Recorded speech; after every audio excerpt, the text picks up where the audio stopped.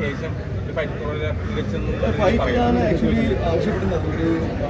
ഞാനൊരു 5-6 വർഷമായിട്ട് ആക്ഷൻ സിനിമകൾ ചെയ്യാതെ ഫാമിലി സിനിമകൾ ഡ്യൂ സർട്ടിഫിക്കറ്റുള്ള സിനിമകൾ ചെയ്തു. വരുമ്പോൾ മലയാള സിനിമയിൽ ഒരുപാട് ആക്ഷൻ സിനിമകളുണ്ടായി. എന്തായിട്ടും എൻ്റെ ഫ്രണ്ട്സ് എൻ്റെ കൂടെ നിൽക്കുന്ന ടെക്നീഷ്യൻസ് പറയുന്നത് നല്ലൊരു ആക്ഷൻ സിനിമ ചെയ്യണം. ബട്ട് ഞാൻ ചെയ്യുമ്പോൾ എനിക്ക് ഒരു ബെഞ്ച് മാർക്ക് സിനിമ ചെയ്യണമെന്നുണ്ടായിരുന്നു. ഐ തിങ്ക് മാർക്കും ഒരു ബെഞ്ച് മാർക്കാണ്. മാർക്കിന് ശേഷം വരാൻ പോകുന്ന സിനിമകൾക്ക് അറ്റ്ലീസ്റ്റ് ആക്ഷൻ സിനിമകൾക്ക് ഇതിൻ്റെ മുകളിൽ നിങ്ങളൊക്കെ ചെയ്യേണ്ടി വരും. ഞാൻ വെരി ഹാപ്പി. എൻ്റെ എല്ലാ ഫ്രണ്ട്സാണ് അവരെല്ലാവരും. അത് ഇപ്പോൾ നിങ്ങളെല്ലാവരും സിനിമയെ സപ്പോർട്ട് ചെയ്ത് ആക്ഷൻ സിനിമകൾ വലിയ ബഡ്ജറ്റിൽ ഒരുക്കി തിയേറ്ററിൽ കൊണ്ടുവരുമ്പോൾ നിങ്ങളെല്ലാവരും ഒന്ന് കണ്ടു എന്ന് പറയുന്നത് എൻ്റെ കരിയറിൽ തന്നെ ഏറ്റവും വലിയ ഓപ്പണിംഗ് ആണ്. ലൈക്ക് നമ്പേഴ്സാണ്. അപ്പോൾ എനിക്ക് ഒരുപാട് സന്തോഷമുണ്ട്.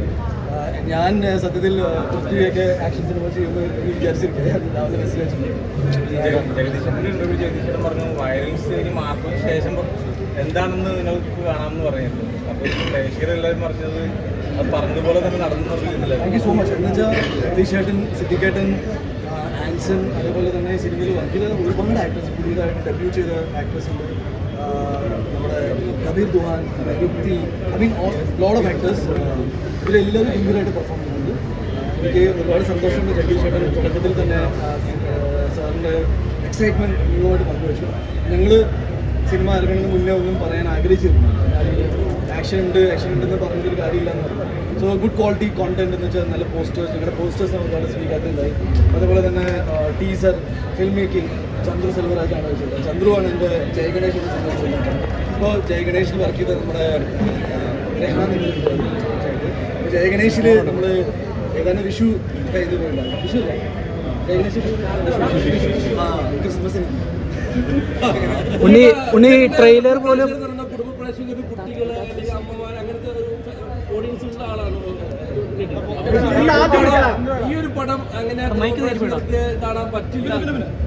കാണാൻ പറ്റും. എന്നുവെച്ചാൽ 18 വയസ്സിന് മുകളിലാണല്ലോ കുടുംബ പ്രേക്ഷകർ. അല്ല, ഓവർ വയലൻസ് ഉള്ളത് കൊണ്ട് അല്ല, അങ്ങനെയല്ല. ഈ സർട്ടിഫിക്കറ്റ് പ്രായപൂർത്തി അല്ലെങ്കിൽ മെച്ചോർഡായ എല്ലാവരും കാണാൻ പറ്റും. എൻ്റെ ബേസിക് ഓഡിയൻസ് അമ്മമാരും അച്ഛനും എല്ലാവരും ഒക്കെയാണ്. അപ്പോൾ അവർക്ക് കാണാൻ പറ്റും.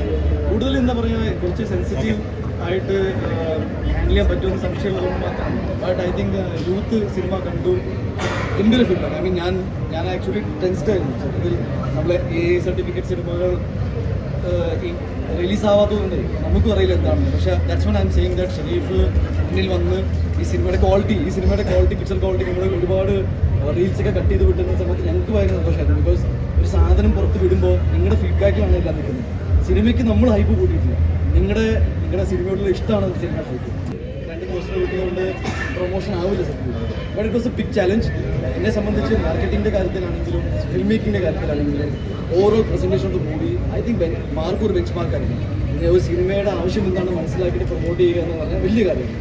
I thank the entire team, medias, എല്ലാവർക്കും. ഞാൻ ഇൻ്റർവ്യൂവിൽ വരാതെ ഇരുന്നപ്പോഴും നിങ്ങൾ ആരും പ്രശ്നം ഉണ്ടാക്കില്ല എന്നുള്ളത് എന്തുകൊണ്ടായിരിക്കും ഇറങ്ങുമ്പോൾ നല്ല രീതിയിൽ പ്രൊമോഷൻ ചെയ്ത് അത് ഭയങ്കര ഹൈപ്പിലെത്തിക്കുന്ന സിനിമയാണ്. അത് മാർക്ക് നല്ല ഹൈപ്പായിരുന്നു, അത് കുറച്ചതായിരുന്നു. ഞാനെപ്പോഴും പറയുന്നത് ഹൈപ്പ് നിങ്ങളാണ് കൂട്ടുന്നത്. എന്നുവെച്ചാൽ നിങ്ങൾക്ക് ഒരു പ്രേക്ഷകനൊരു കാര്യം ഇഷ്ടപ്പെടുമ്പോഴാണ് സിനിമ ഹൈപ്പായി. ഞാൻ എത്ര പറഞ്ഞാലും ഇറ്റ്സ് നോട്ട് കൺവിൻസിങ്. എന്നെ സംബന്ധിച്ച് സിനിമയുടെ ക്വാളിറ്റി കോണ്ടന്റ് പുറത്ത് വിട്ടിട്ട് എന്താണ് നിങ്ങളുടെ പ്രതീക്ഷ അതിൻ്റെ മുകളിൽ ദാറ്റ് ഈസ് നമ്മൾ ഡബ്സിനെ കൊണ്ട് പാട്ട് പാടിപ്പിച്ചു, സന്തോഷ് വർക്കി